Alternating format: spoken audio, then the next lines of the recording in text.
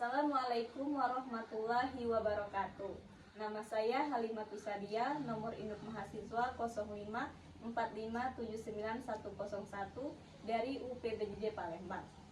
Hari ini saya akan melakukan wawancara mata kuliah Pembangunan Masyarakat di Desa dengan tema pengendalian sosial dan pengawasan masyarakat di desa melalui responden Sekretaris Desa Tanjung Beringin, Kecamatan Merapi Selatan, Kabupaten Lahar. Baiklah, sebelum melakukan wawancara, dipersilakan untuk Bapak memperkenalkan diri terlebih dahulu. Baiklah, Assalamualaikum warahmatullahi wabarakatuh. Nama saya Adelan Sucardi, jabatan Sekretaris Desa Tanjung Beringin, masa jabatan dari tahun 2022 sampai sekarang masih aktif. Masa pendidikan terakhir saya SMK sederajat. Terima kasih. Adapun pertanyaan pertama mengenai bentuk pengendalian sosial oleh pemerintah desa. Pemerintah desa menetapkan peraturan atau aturan adat yang mengatur perilaku warga. Sebelumnya saya ingin bertanya, aturan adat atau peraturan apa saja yang berlaku di Desa Tanjung Beringin? Adapun aturan adat yang berlaku di Desa Tanjung Beringin, sejak dahulu kala memang kita punya aturan adat namanya Simbol Cahaya. Simbol Cahaya itu mengatur hiruk-pikuk kehidupan kita sehari-hari. Misalkan pergaulan, jam malam, tentang perkelahian dan sosial lainnya. Adapun dukungan dari pemerintah desa tentang aturan tersebut dituangkan dalam perdes yang sudah diajukan dan sudah disetujui oleh Bupati Kabupaten.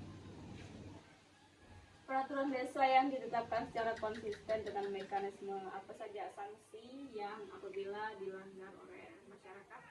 Ada di aturan Simbol Cahaya yang sudah ditetapkan dalam perdes peraturan desa itu, contoh tentang pergaulan, apabila hamil di luar nikah dikenakan sanksi potong seekor kerbau, berkelahi sampai luka itu memotong seekor kambing,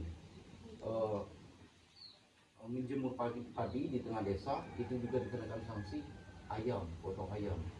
Jadi peraturan seperti ini sebenarnya memang sudah dilakukan sejak zaman dahulu. Dan ada peraturan baru yang sudah ditetapkan oleh pemerintah desa tentang wisata alam itu desa.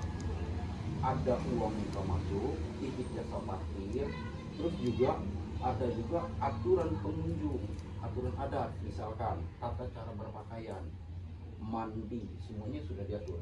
Apabila melanggar sanksi, tetap diberlakukan dengan hukum adat. Hukum adat seperti apa? Pengembalian dalam berupa uang misalkan, atau potong ayam seperti itu, untuk melakukan efek jerah terhadap pelanggar. Di sini apakah pemerintah desa sering mengadakan rapat umum untuk menjelaskan norma atau aturan kepada masyarakat? Kalau rapat umum tidak begitu sering, biasanya dilakukan satu kali untuk memperingati upacara adat. Itu dilakukan saat pemotongan kerbau, tapi sosialisasinya setiap kali Jumat memang itu dilakukan. Ini bentuk pengendalian sosial yang paling dominan di desa ini adalah cukup contoh saja peraturan tertulis atau teguran lisan atau sanksi sosial atau ketiga-tiganya. Kita biasanya melakukan teguran lisan dan langsung menggunakan sanksi sosial karena memang sudah diatur dalam perdes tadi.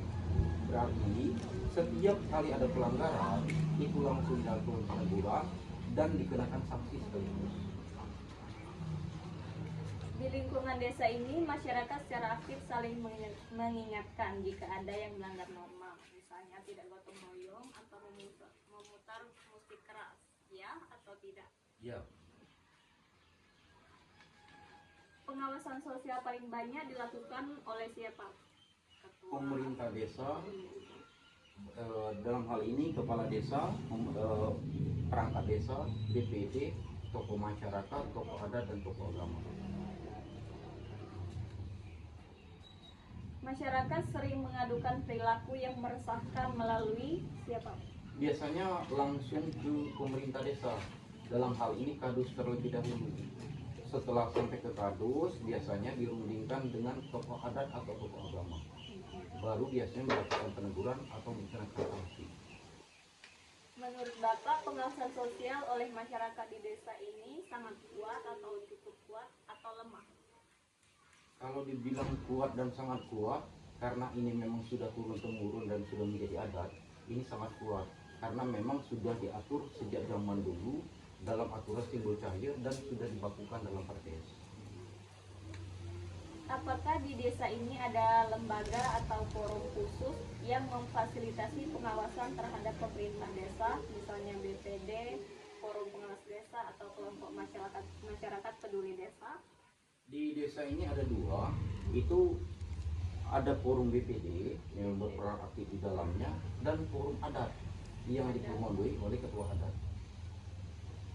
Dalam anggota adat ada jumbo 4 namanya, anggota dari ketua adat itu sendiri. Frekuensi forum pengawasan atau pengendalian sosial rapat bersama aparat desa dan warga setiap berapa bulan? Atau tidak rutin? Tidak rutin. Tidak rutin. Karena memang aturan ini sudah baku dan sudah berjalan. Apakah hasil pengawasan masyarakat, misalnya laporan kegiatan desa, dana desa, dan sebagainya direspon dan ditindaklanjuti oleh pemerintah desa? Kalau untuk masalah dana desa, itu biasanya kita melakukan musdes. Musdes ini melibatkan anggota adat, tokoh agama. Jadi di dalam forum itulah menjadi forum diskusi tentang apa saja kebutuhan untuk adat, sosial, dan lainnya. Menurut Bapak, seberapa efektif bentuk pengendalian sosial formal oleh pemerintah desa dalam menjaga ketertiban? Sangat efektif. Terbukti dengan adanya sanksi adat atau dengan adanya peraturan tersebut dalam hal ini dalam lingkup pemerintah desa Tanjung Beringin untuk pengawasannya, sampai saat ini belum ada tindak kriminal yang berlebihan atau memang tidak bisa diselesaikan secara adat. Ini seberapa efektif bentuk pengawasan sosial informal oleh masyarakat dalam menjaga norma dan nilai? Kembali saya katakan tadi bahwasanya sebenarnya pengawasan ini dilakukan secara bersama-sama, tidak hanya sekedar oleh pemerintah desa atau BPD, tapi memang melibatkan tokoh masyarakat, tokoh adat itu sendiri, dan biasanya di dalamnya juga terlibatnya Karang Taruna. Yang terakhir, hambatan utama dalam menerapkan pengendalian sosial dan pengawasan masyarakat di desa ini adalah?